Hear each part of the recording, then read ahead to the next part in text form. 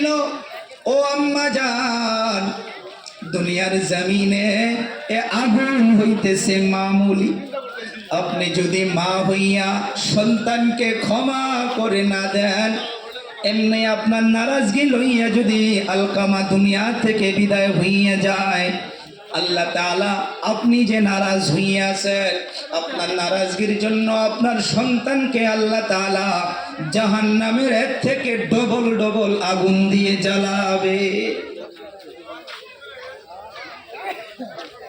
তো দুনিয়ার জমিনে এই যে মা বাবা, আজ ঈদগাহ ময়দানে আসছি, অল্প আগেই হয়তো আমরা শুনলাম যে ঈদ আজ খুশির দিন, আজ খুশির দিন। সেটা কেমন খুশি যে খুশির মাধ্যমে মা বাবা শামিল থাকবে না? সেটা কেমন খুশি যে খুশির মাধ্যমে ভাই ভাই কথাবার্তা থাকবে না?